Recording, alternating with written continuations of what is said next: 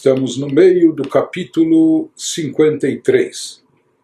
No início do capítulo, Alter Rebbe nos explicou, depois da extensa introdução que ele nos deu nos dois capítulos anteriores, ele começou a nos explicar o que representa a manifestação da presença da Shekhinah aqui no nosso mundo físico e terrestre, e assim como em todos os planos, a Shekhinah se manifesta primeiramente na câmara mais sagrada de cada mundo, sim, é também nos mundos espirituais. No que consiste a câmara mais sagrada?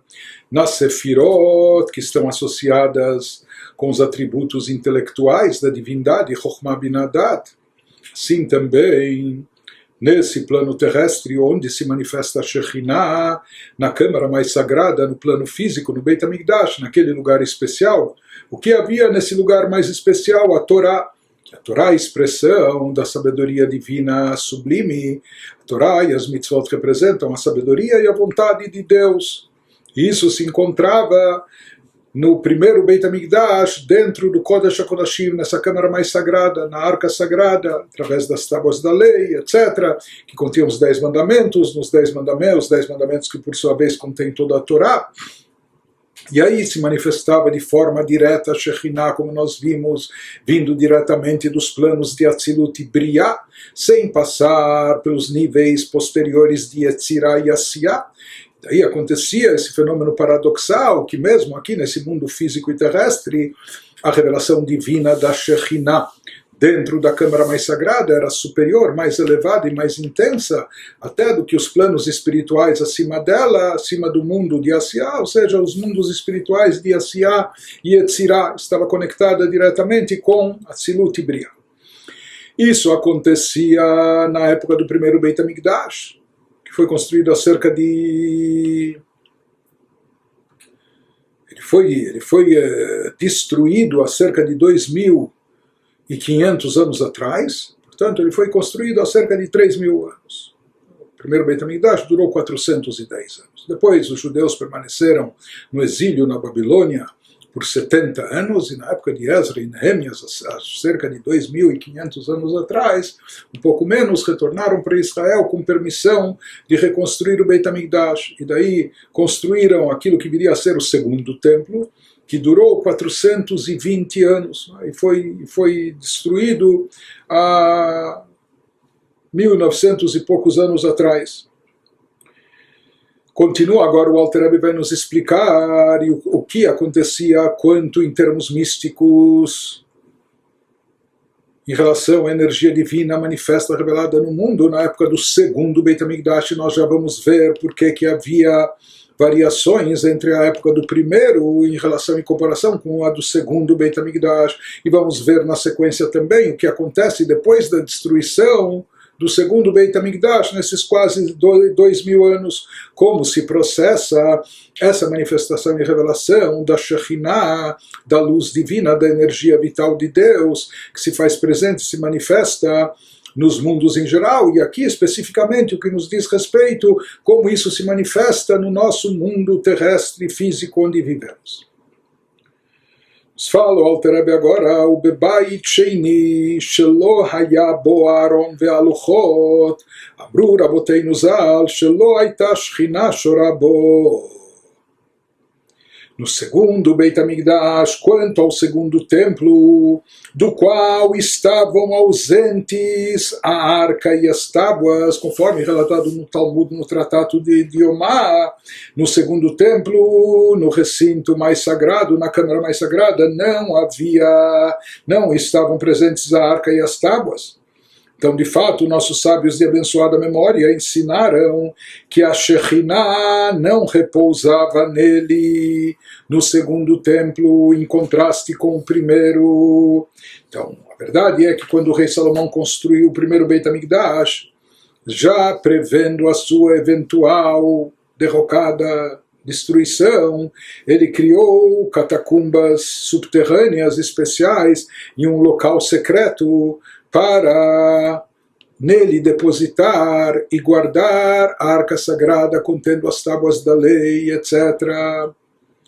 E de fato, na iminência da destruição, alguns anos antes da destruição, quando quando o rei Yoshiao, outros viram que a situação já era grave e que essa situação, pelo visto, seria inevitável, eles retiraram a Arca Sagrada do seu lugar convencional, no Kodesh HaKodashim, no Santo dos Santos, e esconderam nesse lugar secreto que apenas pouquíssimas pessoas tinham conhecimento e sabiam como era o acesso a ele.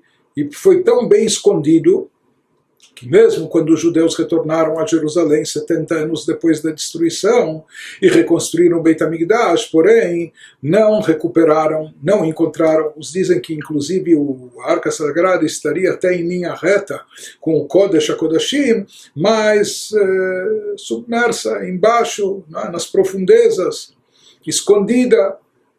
Procuraram, etc., mas não acharam. Então, o fato é que na época do segundo Beit HaMikdash, durante todos os 420 anos que tivemos o segundo templo, o Kodesh HaKodashim, essa câmara mais sagrada no segundo templo, permanecia vazia, sem a arca sagrada e sem as tábuas da lei dentro dela.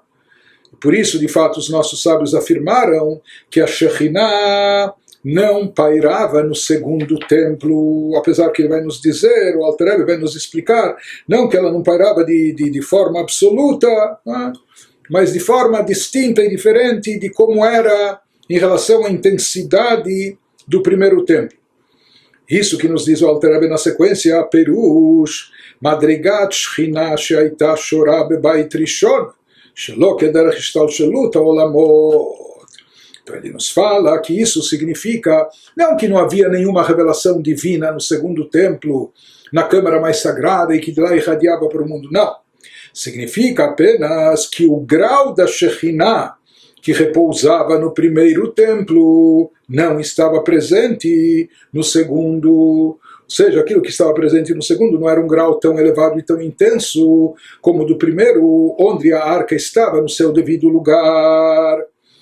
Em outras palavras, a presença da Shekhinah no segundo templo não chegava por via direta, como a gente falou que ocorria no primeiro templo, sem atravessar toda a cadeia de mundos, como fazia no primeiro templo, conforme nós explicamos acima, que nós vimos que no primeiro templo essa luz divina vinha direto do mundo de Briá, que é uma dimensão extremamente elevada, colada ao nível de Atzilut, da emanação de Deus, e de lá vinha diretamente aqui para esse plano físico e terrestre.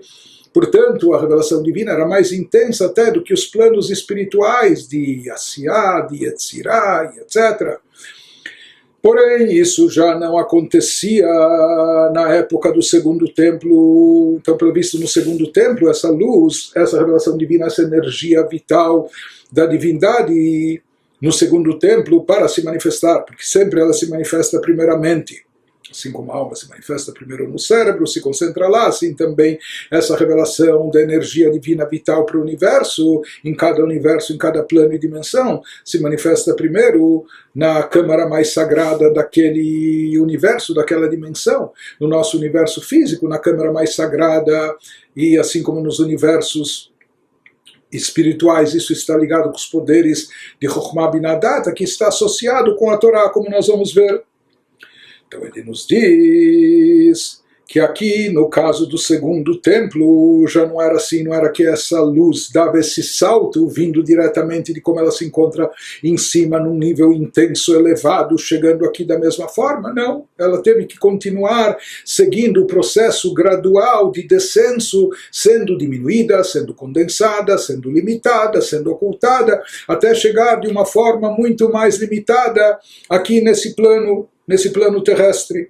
Então, isso que ele nos diz que ocorria no segundo templo, com a ausência da arca com a arca sagrada contendo as tábuas da lei, os 10 mandamentos. Ela bebait sheni haita shora kederech ishtalshelut veitlavshut malchut de atzilut bemalchut de briah bemalchut de yetzirah bechal kodesh kodashim de asiya.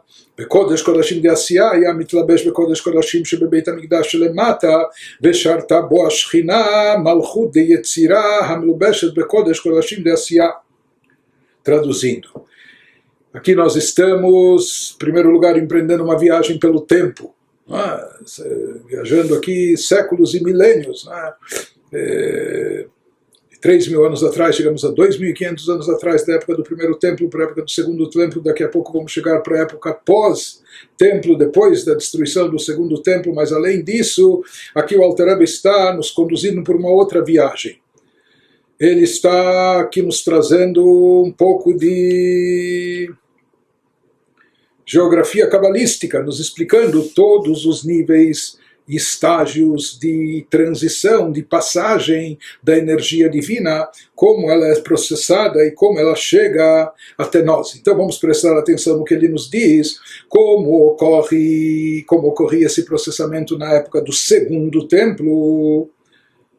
No primeiro templo nós vimos que a luz, por assim dizer, dava um salto, um pulo diretamente de Briá, de um nível elevadíssimo, logo após a Tzilut, ela chegava até o plano terrestre, físico e material. Diferente disso, no segundo templo, a Shekhinah havia, não é que não havia em absoluto revelação da Shekhinah, mas não na mesma, o que os nossos sábios disseram que não havia, não na mesma intensidade como no primeiro. A Shekhinah repousava sim no segundo templo, porém ela tinha que se submeter a todo o processo de descenso, condensação, ocultamento e limitação da luz divina, passava pela cadeia de mundos. Inicialmente, sempre seguindo aquelas regras que a gente já explicou, inicialmente Malchut de Atzilut, tudo parte de Malchut de Atzilut, o reinado, soberania de Atzilut, de onde se reina, se expressa o reinado para aquele que está fora. Inicialmente Malchut de Atzilut se expressava em Malchut de Briá, que é o mundo abaixo de Atzilut. Então, Malchut de Briá, havia um descenso, um processamento maior, e acabava chegando, se expressava até em Malchut de Yetzirah, que é o mundo abaixo de Briá. Depois de Malchut de Yetzirah, se expressava, vamos prestar atenção agora, mais do que até então, né? Depois Malchut de Yetzirah se expressava na câmara mais sagrada de Asiá. Como nós falamos, que sempre o nível mais baixo do mundo superior, ele se expressa inicialmente ou primeiramente no nível mais alto do mundo abaixo dele. Portanto, ele nos fala que aquela luz divina, conforme se expressava em Malchut de Yetzirah, Yetzirah está abaixo de Briá e acima de Asiá. Então, a luz, conforme expressava em Malchut de Yetzirah, depois Malchut de Yetzirah se expressava na câmara mais sagrada de Asiá. Isso está associado a Chokhmah Binah Dat de Asiá. Em seguida, a câmara mais sagrada de Asiá se expressava no Santo dos Santos, no templo físico. E lá Shekhinah repousava, não no mesmo grau, portanto, da Shekhinah do primeiro templo, porque a Shekhinah presente e revelada, manifesta no primeiro templo, ela via direto de Malchut de Briá, tendo passado apenas por Malchut de Atzilut e Malchut de Briá. E aqui nós vimos, conforme ele mencionou, que ela passa também, depois de Malchut de Briá se enreda em Malchut de Yetzirah, e por sua vez Malchut de Yetzirah se enreda na câmara mais sagrada de Asiá. Mas quem reparou e notou, percebe que ele não falou em relação à luz que se revela no Santo dos Santos, no segundo templo. Essa luz não passou por Malchut de Asiá. Ela passou apenas pelas câmaras sagradas espirituais, Chokhmah Binah Dat de Asiá, certo?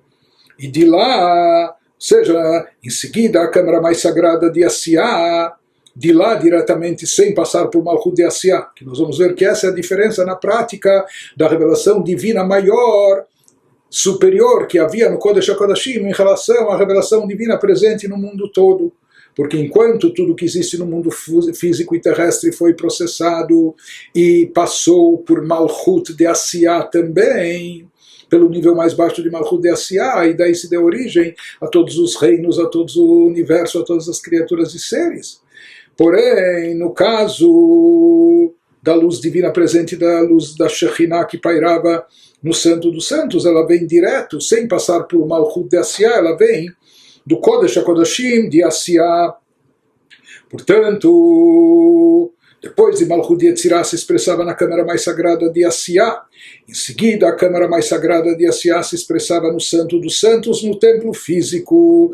E lá a Shekhinah repousava. De fato, isso é diferente, não no mesmo grau, portanto, da Shekhinah no primeiro templo, mas Malchut de Yetzirah enredada na câmara mais sagrada de Asiá. De qualquer forma, ele nos diz,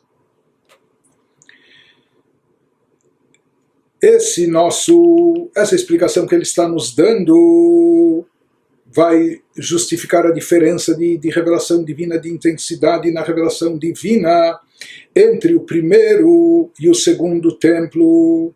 Ou seja, por mais que na realidade a energia divina presente no Santo dos Santos, na Câmara mais Sagrada, no segundo templo, era inferior à do primeiro, porém, mesmo assim, ela continua sendo maior e superior à energia que está manifesta ou mesmo oculta no resto do mundo físico e material. Ou seja, existe uma vantagem mesmo na época do segundo templo, quando essa Câmara Sagrada não continha dentro de si a Arca Sagrada com as tábuas da lei e os 10 mandamentos, mas mesmo assim havia uma superioridade na revelação divina da Shekhinah presente naquele local, mais do que em todas as outras criaturas do mundo do universo físico e material, porque enquanto no mundo físico e material toda energia fluiu e passou não só pelos campos de Yetzirah e Asiá, de Malchut de Yetzirah, a Câmara Sagrada de Asiá, mas também Malchut do mundo de Asiá, ou seja, houve um processamento maior, um encobrimento maior, uma limitação maior. Enquanto que no Kodesh Kodashim, a energia presente na Câmara mais Sagrada, essa luz veio diretamente das Sefirot superiores de Asiá, da chamada Câmara mais Sagrada de Asiá, que seriam as Sefirot não de Malchut, mas de Chokhmah Binadat, que lá está revestida ainda a luz mais elevada do plano superior a ela, de Malchut de Yetzirah. Por isso, já que havia, mesmo na época do segundo templo, mesmo sem a Arca Sagrada, etc., já que reinava, havia uma santidade, uma divindade explícita maior naquela câmara. Velachen lo haya rashai shum adam leikanes sham levad kohen gadol beyom kippurim. Por causa dessa revelação especial, mesmo que era diferente, estava abaixo, talvez até bem abaixo, a revelação do primeiro templo, mas ainda era uma revelação bem mais elevada e intensa do que o resto do mundo. E por causa dessa revelação, inexistente em qualquer outro lugar da terra, ninguém tinha permissão para entrar ali, nessa câmara sagrada, no Santo dos Santos, exceto o sumo sacerdote. E mesmo assim, somente no dia da expiação, no dia do Yom Kippur. Portanto, havia uma santidade maior, mesmo nessas circunstâncias limitadas, mesmo com essa ausência vital, etc., mas ainda reinava no local uma santidade maior, superior a tudo que havia no resto do mundo.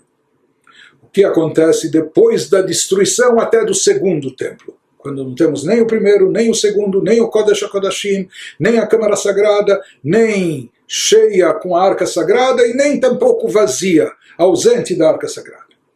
Isso que prossegue o Alter Rebbe nos dizendo, e pelo visto aí é que ele queria chegar, e daí toda a explicação extensa e profunda que ele nos deu. O Mishecharav Beit HaMikdash, Ein la Kadosh Baruch Hu Beolamo, Ela Dalet Amot Shel Halacha Bilvad. Afilo Echad Sheyoshev Veosek Batorah, Shechina Imo Kidita Bibrachot Perek Kama. פירוש שכינה עמו כדרך השתלשלות והתלבשות מלכות דאצילות במלכות דבריאה, יצירה ועשייה. O que acontece após a destruição do Beit HaMikdash em termos místicos, esotéricos, depois que o segundo templo foi destruído? A verdade é que a Shekhinah continuou presente na terra. Como afirma o Talmud, de que forma e onde? Diz o Talmud, o Santíssimo Bendito seja, não tem outro lugar em seu mundo a não ser os 4 cúbitos da lei judaica. Naquele cantinho onde se estuda a lei judaica, onde se estuda a Torá, especificamente onde se estuda a Halachá, a lei judaica, lá se faz presente a Shekhinah. Lá é atraída uma revelação divina mais intensa, uma energia vital divina mais elevada. Isso se aplica de tal forma, conforme também diz o Talmud lá no Tratado de Brachot, mesmo quando um único indivíduo se senta e estuda a Torá, a Shekhinah está com ele. Não só que Deus está com ele, aqui estamos falando de Deus é onipresente, Deus está em todo lugar, Deus está com todo mundo, etc.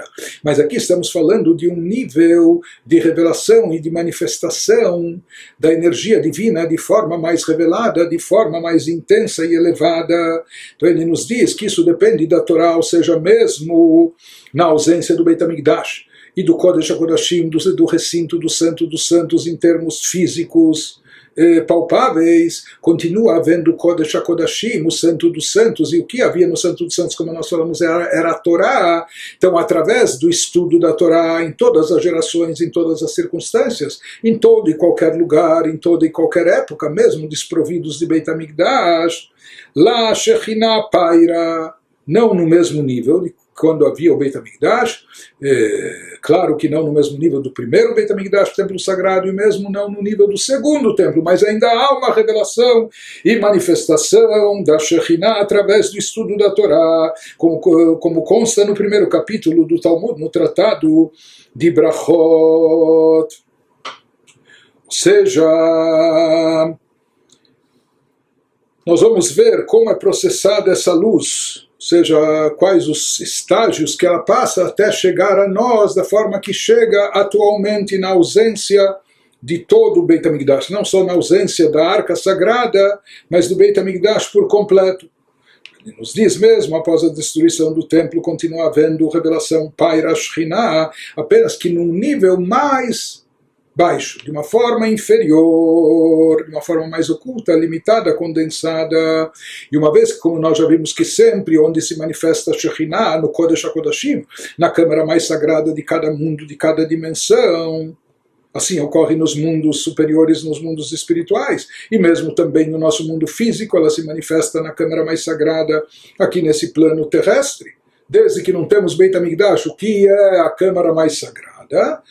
Ele diz, onde repousa a Shekhinah, na ausência do Beit HaMikdash, onde se encontra a Torá, onde um Yehudi estuda a Torá. Desde a destruição do templo, Deus se encontra naqueles 4 passos, 4 cúbitos, onde se está estudando a Halachá, a lei judaica, em cada e qualquer lugar que um Yehudi está estudando, ele transforma aquele lugar num Kodesh HaKodashim, numa câmara mais sagrada, no Santo dos Santos, num grande santuário.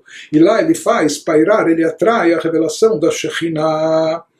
Qual é o nível de revelação da Shekhinah sobre o qual nós estamos falando nessa situação? Esse já é um nível, como nós falamos, mais condensado, mais limitado, que foi processado no processo de descenso da luz e sua ocultação. Conforme ele vai nos dizendo, aqui se trata essa luz, isso significa que por meio do estudo da lei, o grau da Shekhinah que se faz presente, ele é na prática ainda inferior até ao do segundo templo. Uma luz que passou inteiramente pela cadeia de mundos, está com ele, está com a pessoa. Ou seja, aqui se trata de uma luz que teve que passar por todos os estágios, sem pular nenhum, e portanto, cada vez mais se submetendo a uma ocultação, encobrimento, cada vez mais sendo condensada e limitada. Isso é Malchut de Atzilut, começando de cima para baixo. Cima quer dizer, não... Em termos espirituais, níveis mais elevados, desde Malchut de Atzilut, primeiro se enredou em Malchut de Briah, que é o nível abaixo de Atzilut, e depois se enredou essa luz em Malchut de Yetzirah, até o nível mais baixo, Malchut de Asiyah.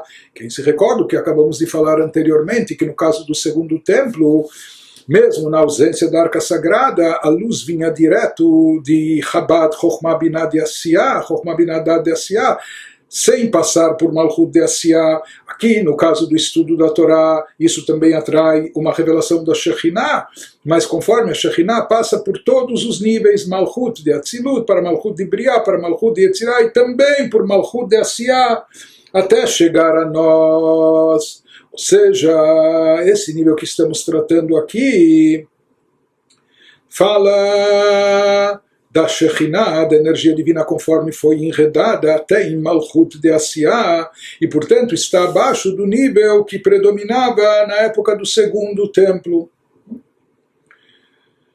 Porém, mesmo assim, qual é a vantagem do cantinho onde se estuda a Halachá mais do que todos os outros assuntos ou aspectos mundanos do plano terrestre? Porque no final das contas, todo o surgimento de todas as criaturas, todos os seres desse mundo terrestre, todos eles passaram por Malchut de Asiyah. Então, qual a diferença em relação à Torá? Por que na Torá existe presente uma revelação da Shekhinah, uma presença mais intensa dessa luz divina, de uma luz mais elevada, já que tudo no mundo foi processado através de Malchut de Asiyah, de acordo com a Kabbalah. Então ele nos diz, a diferença é que nos chamados 4 cantos da Halachá, nos 4 cúbitos onde se estuda a Halachá, lá paira Shekhinah, ou seja, a própria Shekhinah propriamente dita, lá existe, lá onde a pessoa está estudando Torá, Halachá, está presente uma revelação de Malchut de Asiyah, desse nível espiritual, do atributo de Malchut de Asiyah, enquanto que em todos os outros lugares do mundo, em todos os outros seres e criaturas, em todas as outras situações e circunstâncias mundanas, se diz que lá se manifesta apenas um fluido, apenas um reflexo, um resquício da Shekhinah. Apenas um raio, um reflexo da Shekhinah é o que se faz presente em todas as criaturas, todos os seres do mundo para lhe dar vida, existência, etc. Já no local onde se estuda a Torá, na própria Torá que a pessoa estuda nesse mundo, por mais que também é derivado de Malchut de Asiyah, mas se fala que na Torá está presente não só um reflexo de Malchut de Asiyah, mas o próprio Malchut de Asiyah. Esse próprio nível espiritual de Malchut de Asiyah, não apenas um reflexo, um resquício dele, mas na sua própria essência ele está presente. Da mesma forma também se diz que no mundo de forma geral, mesmo esse reflexo da luz oriundo da Shekhinah, de Malchut de Asiyah, ele também é submetido a mais encobrimentos, ele está sujeito às chamadas klipot, que reinam aqui nesse mundo, as chamadas cascas, crostas, que encobrem mais ainda sobre a divindade, que ocultam a espiritualidade, etc. Já na Torá não existem essas klipot encobrindo-a, ocultando-a, ela não está sujeita a esse encobrimento, não está envolvida com klipat noga, mesmo que seja com aquela klipá que ainda tem algum brilho, alguma luz. De qualquer forma, o Alter Rebbe vai nos trazer aqui a explicação e como paira a Shekhinah através do estudo da Torá, de forma tal que através do estudo da Torá a pessoa atrai o próprio Malchut de Asiyah sobre si, o próprio nível espiritual elevado de Malchut de Asiyah, não apenas um reflexo dele, diferente do que ocorre com todos os seres e criaturas presentes nesse mundo físico e material. Explica o Alter Rebbe por que isso acontece. Tariag mitzvot Torah ruban kekulan hen mitzvot maasiot. Ou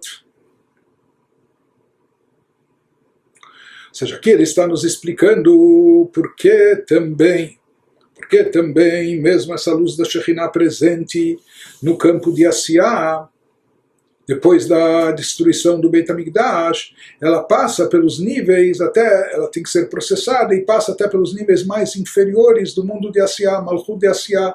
Mas nós vamos ver que na realidade isso que ele vai começar e vai nos explicar a partir de agora, que isso no fundo representa não um descenso, uma inferioridade, nós vamos ver que aqui há como uma alavancada que vem lá de baixo, justamente o fato aqui de se tratar de elementos físicos, materiais, corpóreos. Isso vai oferecer uma grande vantagem que está relacionada com o propósito de Deus na criação do mundo, do universo, a missão da criatura e aquilo que é o preenchimento da vontade, do desejo de Deus, aquilo que lhe por assim dizer, concede a ele prazer. Então ele nos explica por que Tariag mitzvot Torah rubam kekulam hem mitzvot masiot, porque praticamente todos os 613 mandamentos da Torá são mitzvot práticas, são mitzvot de ordem prática que se faz mexendo com coisas práticas e etc. Mexendo com, seguramos um etrog em Sukkot, comemos a matzah em Pesach e assim por diante. וגם התלויות בדיבור, תפילין או טלית, enfim, וגם התלויות בדיבור ומחשבה, כמו תלמוד תורה וברכת המזון, בקריאת שמע ותפילה, הקיים עלן דהרהור לאו כדיבור דמי, ואינו יוצא לחובתו בהרהור וכוונה לבד, עד שיוציא בשפתיו, וקיים עלן דהקימת שפתיו, הווי מעשה. Mesmo nas mitzvot que não envolvem ação. Teoricamente elas são mais de expressão verbal, ou envolvem um pensamento e sentimento da pessoa. Não é? Mesmo as mitzvot que não envolvem ação e são executadas por meio da fala e do pensamento, como por exemplo o estudo da Torá, que a gente viu deve ser pronunciado, mas entendido, ou a bênção de graças após a refeição, Birkat Hamazon, a leitura do Shema, e a oração. Porém, mesmo nessas mitzvot onde aparentemente não está enfatizado o lado prático de ação, mesmo assim nós vemos ainda o papel fundamental da ação, pois sustentamos, assim se diz na Halachá, que meditação não conta como recitação, assim está no Talmud Tratado Brachot, e já mencionamos isso acima algumas vezes, e a pessoa não cumpre sua obrigação com pensamento e intenção apenas.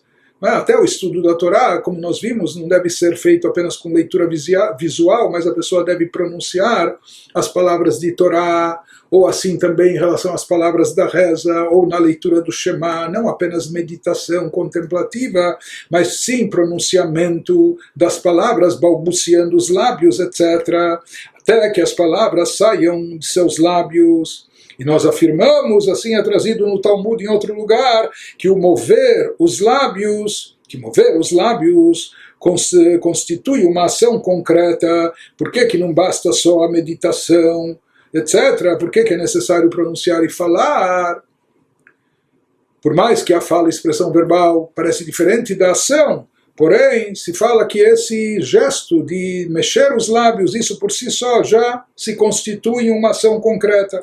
Aqui nós vemos que existe uma grande ênfase quanto a trazer divindade, espiritualidade até o mundo físico, prático, terrestre, em termos efetivos, não é? Imbuir a própria matéria de espiritualidade e de divindade. Por isso é tão importante, por isso toda a maioria das mitzvot está ligada com os aspectos físicos e materiais. E mesmo aquelas mitzvot que parecem estar relacionadas mais com o aspecto verbal, mental, sentimental, a gente vê que tem que ter a ver também a expressão verbal, mexendo os lábios, pronunciando as palavras, que isso também é uma forma de ação.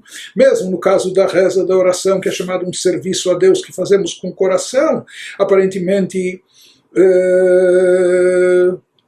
a essência da reza é algo sentimental, algo de foro íntimo, não é? Algo que está no âmago da pessoa.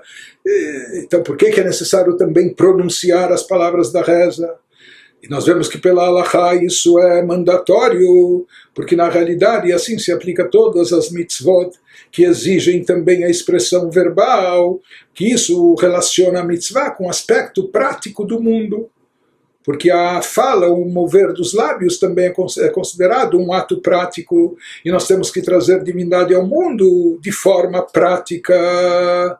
Então, uma vez que a Torá ela é a explicação, comentário e explicação de todas as mitzvot, e todas as mitzvot estão ligadas ao campo da ação.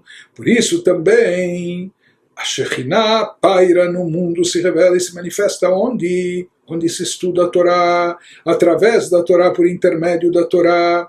Ou seja, justamente quando ela se reveste, está enredada em Malchut de Asiyah. Malchut é o atributo mais baixo, mais próximo do mundo físico, terrestre, material, palpável, do nosso mundo tangível, do mundo de Asiyah, ou seja, depois do mundo da ação, depois que já desceu do mundo da ação abstrato espiritual, conforme do nível mais baixo dele, acaba surgindo o mundo da ação física terrestre. Por isso ele nos diz, diferente de como era a Shekhinah quando pairava no Beit HaMikdash. Quando a Shekhinah parava, se revelava na câmara mais sagrada, no Santo dos Santos do Beit HaMikdash, lá ela não estava relacionada com a Torá, conforme a Torá se encontra no mundo de Asiyah, no mundo físico e material. Lá haviam revelações transcendentais, sobrenaturais, acima do mundo físico e terrestre. Como nós falamos no primeiro Beit HaMikdash, haviam revelações que vinham do mundo Malchut de Atzilut e Malchut de Briah. E mesmo no segundo templo, quando não havia arca sagrada, mas também haviam revelações sublimes, etc., mas mais abstratas, espirituais, que vinham de Chokhmah Binadad de Asiyah, etc. Diferente disso é na época que não temos o Beit HaMikdash, onde, como se manifesta a Shekhinah, através do estudo da Torá, onde se estuda a Torá e a Halachá, no mundo físico e corpóreo, quando a Torá versa de assuntos sobre os assuntos relacionados com as mitzvot, explica as mitzvot, e todas as mitzvot estão relacionadas com o mundo material, e até mesmo as mitzvot verbais, como nós falamos, também isso representa uma forma de ação. Por isso, a partir disso, ele também nos explica porque mais especificamente os sábios nossos disseram que especificamente através do estudo, os 4 cúbitos de Halachá. Aparentemente a gente pode dizer, uma pessoa que está sentada estudando Torá, qual a diferença é se ele está estudando Chumash, Mishnah, Guimará ou Halachá, ou Kabbalah, ou qual o estudo da Torá que está versando o tema, não é? Aparentemente, a Torá por si só tem o poder de atrair divindade, não especificamente, não somente a Halachá. Mas ele vai nos dizer, e aqui vai nos explicar, que justamente na Halachá existe uma virtude, uma qualidade superior e especial, acima de todas as outras partes e facetas da Torá. Isso que ele nos explica a seguir, Vetariag mitzvot a Torá. עם 7 מצוות דרבנן בגימטריה כתר, שהוא רצון העליון ברוך הוא, המלובש בחוכמתו יתברך, המיוחדות באור אינסוף ברוך הוא, בתכלית הייחוד. Ele nos fala que lei judaica halachá refere-se ao estudo das 613 mitzvot da Torá e mais as 7 mitzvot de ordem rabínica. Isso totaliza 620, que é o valor numérico em hebraico da palavra keter. Keter significa coroa e faz alusão ao nível transcendental, assim como a coroa está acima da cabeça. E keter na Kabbalah representa o quê? É a abençoada vontade divina, aquilo que há. Se fala que a vontade representa a própria essência, onde está a vontade, lá está a essência. Então o nível de Keter, aquilo que está acima de todas as Sefirot, acima de Chokhmah, inclusive, isso representa a abençoada vontade divina. E ele nos diz, na Torá, essa vontade divina, Keter, esse nível elevadíssimo, está enredada na Chokhmah divina. Ou seja, que Keter seria a vontade divina que se reveste, se enreda na Chokhmah, que é a sabedoria divina. E ambas, Keter e Chokhmah, estão fundidas em união perfeita com a abençoada luz infinita. Ou seja, aqui ele nos diz que as mitzvot indicam o conceito místico de Keter, coroa, que não é apenas coroa, mas que representa aquilo que está acima até da cabeça, acima do intelecto, que isso é o poder da vontade, que representa a própria essência do ser. E as mitzvot, por isso elas têm um número de 613 da Torá, mais 7 rabínicas, totalizando 620, que é o equivalente da palavra Keter, coroa. O conceito de Keter, assim como Keter está acima, o coroa está acima da cabeça, o mesmo também utilizando essa metáfora, mas transpondo para o nível espiritual. Cabeça aqui representaria como intelecto os poderes, as faculdades intelectuais, enquanto que Keter representa o supra-racional, aquilo que é mais elevado ainda, que está acima dos próprios poderes intelectuais.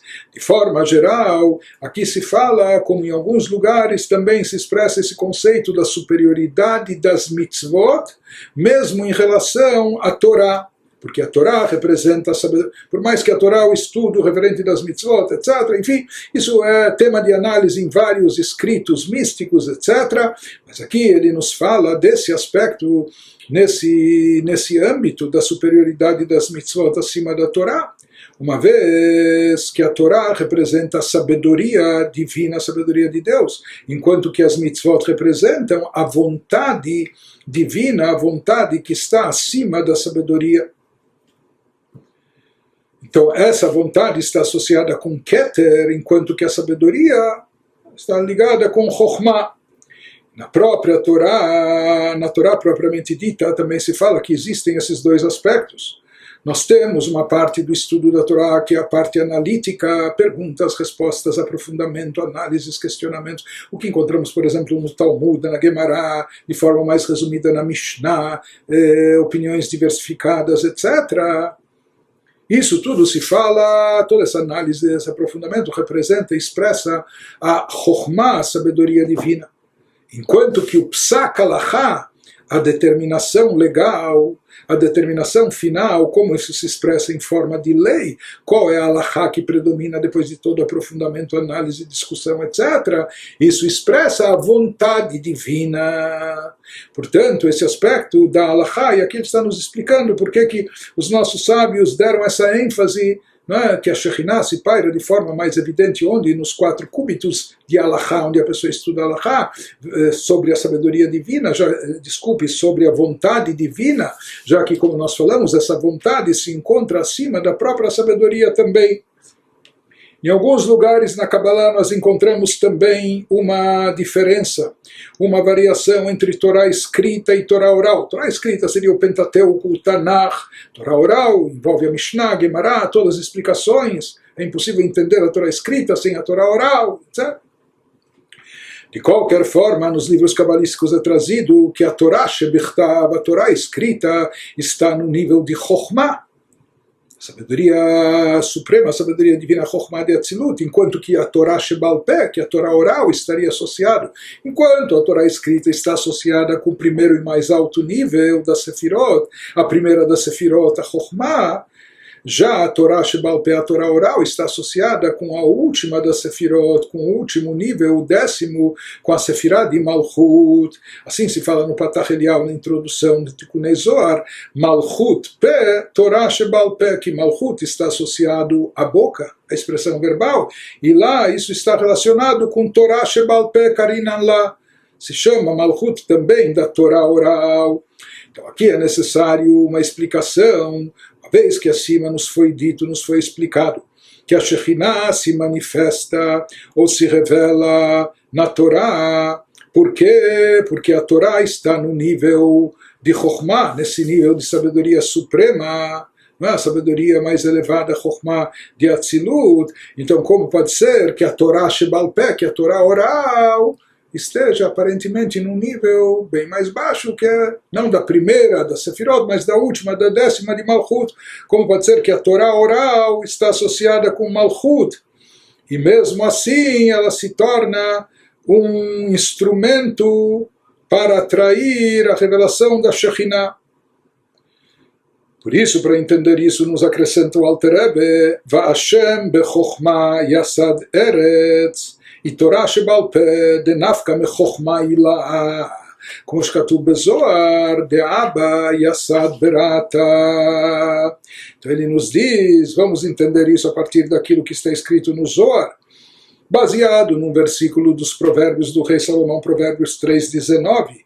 E Deus fundou a terra com Chokhmah. A terra, de acordo com o Zohar, refere-se à lei oral. Também já vimos que o conceito de terra está associado com Malchut. Então ele nos diz que essa lei oral presente em Malchut, que como a lei escrita veio da Chokhmah Suprema e Deus fundou a terra com Chokhmah. Na verdade, mesmo a Torá oral que se encontra na terra em Malchut, na linguagem metafórica dentro da simbologia cabalística, então mesmo aquilo Deus fundou a terra, mesmo aquilo que está na Sefirah de Malchut, que seria a lei oral, mas Deus fundou a terra com Chokhmah. É mesmo essa lei oral que está vinculada a Malchut, ela também é derivada e continua vinculada a Chokhmah, que como a lei escrita, ela também veio da Chokhmah Suprema. Ou seja, não menos que a Torá escrita, que a lei escrita, ela também é derivada e vem da lei suprema, da Chokhmah Suprema.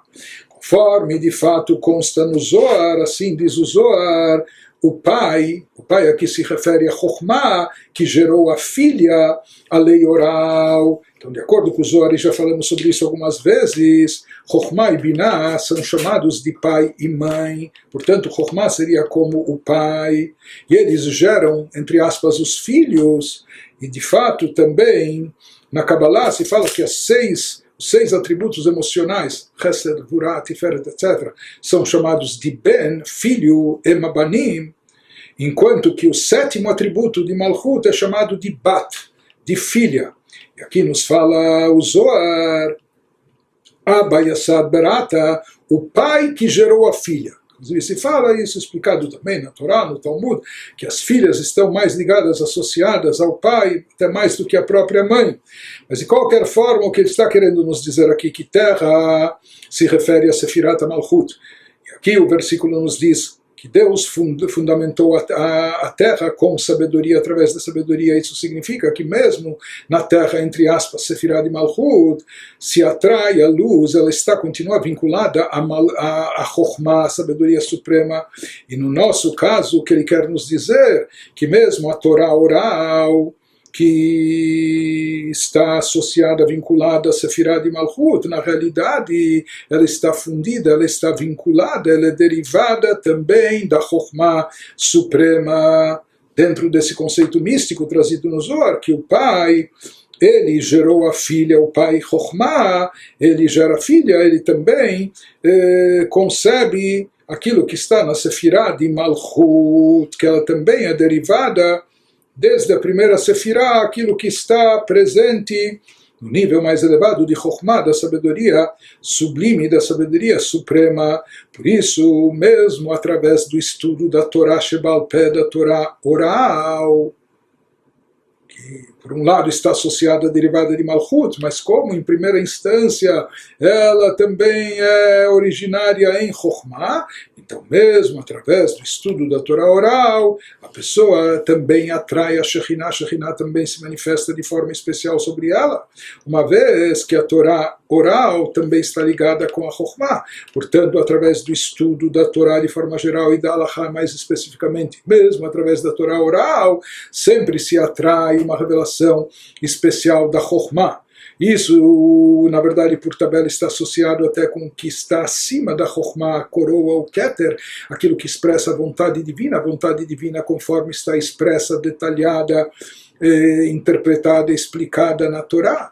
Isso que nós encontramos nas mitzvot. E por isso, mesmo hoje em dia, na ausência do Beit HaMikdash, mesmo não tendo a Câmara Sagrada literalmente no seu lugar, aquele recinto especial do Santo dos Santos, mas na prática nos explicou aqui o Alter Rebbe que cada um de nós, no lugar que se encontra, na situação que se encontra, quando abre um livro de Torá e estuda a Torá, e particularmente mais ainda, se estiver estudando a Halachá, aquilo que expressa a vontade de Deus, conforme a vontade de Deus está expressa na Torá, com isso a pessoa está atraindo a Shekhinah. E na verdade, mesmo que aqui a Shekhinah já desceu por vários níveis, de Malchut de Atzilut para Malchut de Briah, de Yetzirah e até Malchut de Asiyah, mas essa revelação presente na Torá não se encontra presente, manifesta em nenhum outro ser e criatura, em nenhum outro lugar do mundo, em nenhuma outra situação e circunstância. Isso só pode ser encontrado na Torá, e mesmo que a Torá versa sobre assuntos de ordem física e material, etc., na verdade, não só que isso não é uma contradição, mas justamente por isso, que ele vai nos explicar na sessão seguinte, porque o intuito é trazer divindade até o plano terrestre. A moradia no plano, a moradia para Deus no plano inferior, imbuir a própria matéria de espiritualidade, trazer divindade de forma perceptível, mesmo nas coisas mais baixas, de ordem física e material. Isso nós atraímos, ou seja, essa revelação, manifestação da Shekhinah ainda existe. Não só que pode existir, existe nos dias de hoje, por intermédio do estudo da prática da Torá.